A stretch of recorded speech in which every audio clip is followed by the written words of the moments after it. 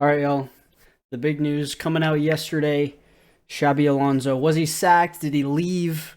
What's the real story behind this? I mean, I'll call it like it is. This looks like a sack. Okay, I'll be honest. That was my first reaction when I saw the news that Xabi Alonso will no longer be managing Real Madrid. It looks like a sack. I mean, like I've said it before, like 99% of the time, when a team and a manager come out and say, oh, we're going to part ways, mutual parting of ways, that's just a nice way of saying that we fired the guy. And that's what this really looked like at first. And then reports came out that Xabi Alonso actually left on his own accord. He had enough. And so I had to look into this. It's a lot deeper than it looks, a lot messier than it looks. I'm going to title this video something Iceburg related just because there are levels, I think, to this story. First level, I mean, just looking at the fixture list, it's not like Real Madrid were playing particularly awful. Obviously, big loss to Barcelona in the Super Cup. If you look at it on paper and be like, oh, they just lost a final to their arch rival, that's why he got fired. And I know a lot of people are going to look at this really quick, kind of glance at the story and be like, oh, that's why that happened.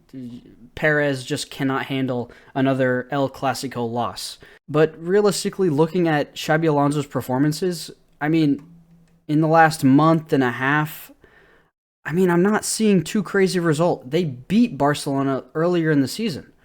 Obviously, they've lost a few big games in the Champions League, like they lost against Manchester City, and again losing to Barcelona. I know this game is more important than the previous El Clasico in the season. Just from a surface level perspective, there's no way Xabi Alonso left Real Madrid because he was doing poorly, or he got fired because he was doing badly. Take a look at this. I just pulled this up. I literally just remembered that I saw this stat. Xabi Alonso, 71% win rate as a manager of Real Madrid. Higher than Zinedine Zidane. Higher than Ancelotti. Higher than Jose Mourinho. Or actually, just behind Jose Mourinho. He simply wasn't given enough time. At the end of that's really my thought process on this. I think this is so harsh on Xabi Alonso. Like, if it's true that he decided to leave because he just didn't want to be with Real Madrid anymore, that's one thing. But in my opinion, there's no reason to fire him. Absolutely no reason. When you look at the results and look at the games that he's playing, looking at the performances from the players as well. Mbappe is on a tear. Mbappe is literally having the best season of his life. I know he just got injured and he's upset about the Supercopa loss. We will get to that, trust me. Now, Xabi Alonso did come out saying, I did my best. Tough words, man. I gotta admit, I did my best after losing your job. I mean, like, I don't know about you guys, but it doesn't sound fantastic, okay? It doesn't sound great. But this is where the story starts to get going a little bit, okay? Lots of people within the club are saying that Xabi Alonso has felt, in this post, exhausted from the lack of respect shown from the locker room. Not only the locker room, but the board and the president of the club. This goes back to when he was first appointed. He saw the team, he knew they needed a midfielder.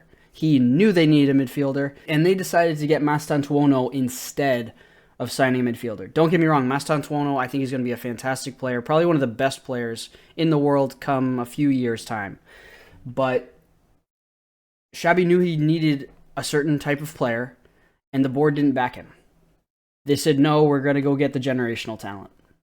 We need the shirt sales. That's, in my opinion, that's what they're saying. We need the shirt sales. We don't necessarily care about the victories, the consistency, the winning. This is a guy who coached a Bayer Leverkusen team to an undefeated season. Are we kidding? That is insane. And the locker room piece, this is where it really boils over, I think, in my opinion. This is at the end of the Supercopa final. What is customary here is that the losing team gives the champions a guard of honor.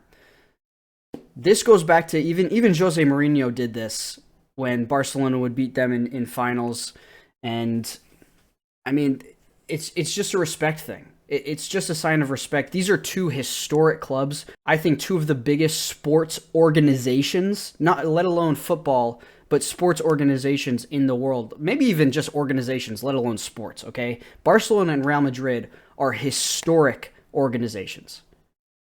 And they should have a mutual respect for each other. I'm not like, I love the rivalry, okay? I'm all about a rivalry. I'm all about competition. But at the end of the day, it is football. It's entertainment. You have to have this mutual respect for one another. And Xabi Alonso, at the end, when they're getting their trophy presentation here, he wants the players... Look, I'm going to play the video. He wants his players to give Barcelona a guard of honor. And here Mbappe is telling him, no, I'm not going to do what you say. I'm not giving Barcelona a guard of honor. And let's see what the players do. What do the players do?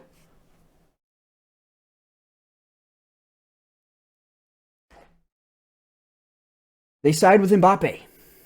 The players side with Mbappe. They disregard the authority of their manager. They're walking with Mbappe. They're walking with Vini. No guard of honor for Barcelona. Probably one of the first... I haven't looked back and seen if this has ever happened before, but probably this is one of the only times in the last, like in decades, that these teams have not given each other a guard of honor, okay? He's clearly lost the respect of the players. Despite all of that, Mbappe comes out after Xabi Alonso is relieved of his position. He says, I will remember you as a manager who had clear ideas and knows many things about football. Best of luck in your next chapter. Look, after seeing everything that's happened with the players and Xabi Alonso, I can't help but think, like, this is a little bit tongue-in-cheek, man. I really hope it isn't. I hope this is a genuine saying goodbye, respectful thing towards Xabi. But that means one of two things is true. Either Mbappe is kind of being a little tongue-in-cheek, a little bit snarky in what he's saying here, or it means that he believes what he did after the Copa final was the right thing to do. And no matter which way it is, there's a problem. There's a serious problem there. Serious problem. And it brings me to this, like, Mbappe's recent manager list. None have lasted longer than 2 years. The only one that did was Luis Enrique, and Mbappe was the one that left. Not Luis Enrique. He left the club. Mbappe left the club. Obviously, this is, like, kind of a tough post. Genghis killing. I feel like that's a bit tough.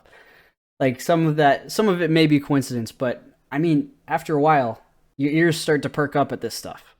And it also seems like Vinicius Jr. and Bellingham have not given like their kind of like public statement on the whole Xabi Alonso thing.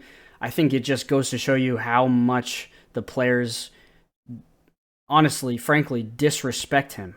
And I mean, part of that is on Xabi Alonso. I think that partly is on him for not getting control of the locker room. And maybe he just didn't realize how big of an issue it was. Because it kind of does go back to the previous manager who was in charge. Ancelotti let this stuff run wild. The locker room was just like this when Carlo Ancelotti was there. Players could kind of do whatever they wanted, it seemed. It seemed like they could do whatever they wanted. And the way they played football reflected that. It seemed like whenever Carlos put out a team sheet, he was kind of putting the players on there. He had a little bit of an idea, kind of a formational thing, but he kind of just let the players do what they wanted out there. That's really what it felt like watching.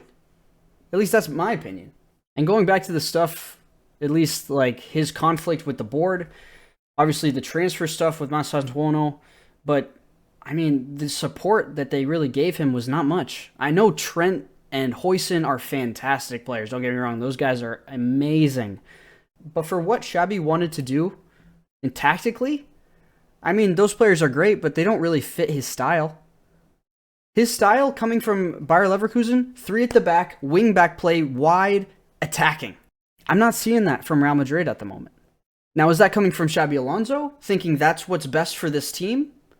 Because he hasn't been given the support to bring in players that fit his style?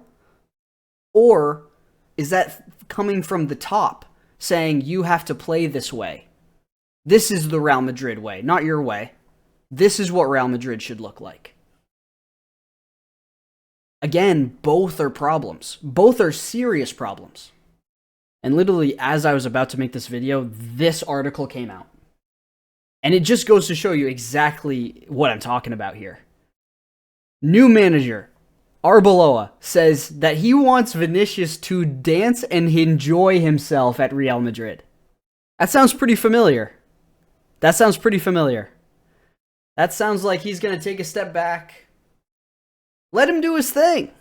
Let him play. And to a certain extent, that's okay. I'm okay with letting players play. But when you have these many high-profile guys in a locker room, Mbappe, Bellingham, Vinicius, how are you supposed to keep them all down to earth, you know?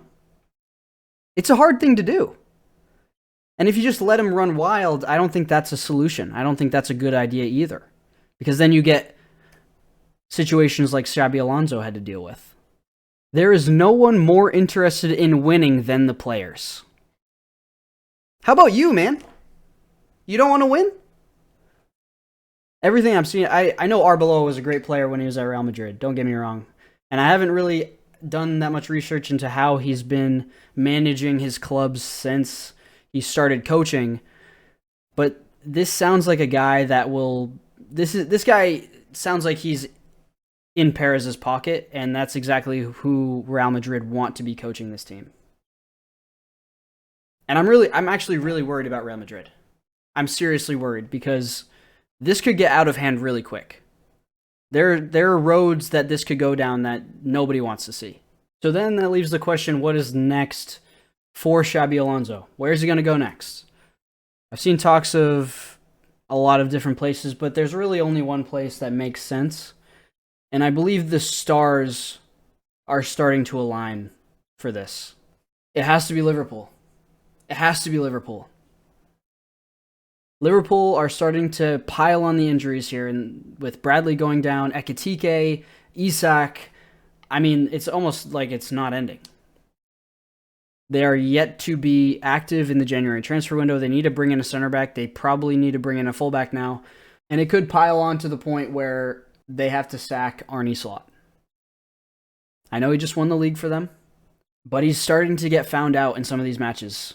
In the league, in the Champions League, the cracks are showing. And the reason why I think it's going to work so well is because of this guy. Obviously, he was with him at Bayer Leverkusen, but this is the guy Xabi needs. He needs a player like this. I know he had Arda Güler at Real Madrid, but Wirtz is a different level. He's a different level. And also, Liverpool, I think, is built for a Xabi Alonso style. That 3 at the back, wide playmaking, attacking football, pressing football, like we saw when Xabi Alonso was coaching Bayer Leverkusen. Has to happen. It's got to happen. I think it's going to happen soon. Because if it doesn't happen soon, happens at the end of the season, I mean, I don't know. I just think this has to happen now. I think it has to happen this month. I wanted to look at the Liverpool schedule. Honestly, upcoming, I mean, this is pretty soft in terms of the next month of football. Burnley, Marseille, Bournemouth, Karabag. That should be 12 points right there. Obviously, I know some are in the Champions League, some are in the Prem, but... And then they have Newcastle, Manchester City. If Arnie doesn't win at least 3 of those games, the next 4, I think he should be on. That should be, right there, that should be 10 points minimum. 10 points minimum from those 4 games. And honestly, I think the fit is perfect for Xabi to be in Liverpool. I think it's... He obviously has ties with the club. He won a Champions League with them as a player, and I would love to see it. because it's the redemption arc both the club and the manager need right now. It's the perfect move. It's the perfect move. Let me know what you think of the Xabi Alonso situation. I know it's a crazy one. It's a bit deeper than everyone may have thought at first, but I think Liverpool's a great spot. I think it's the perfect situation. And when he eventually gets appointed Liverpool manager, we will be there.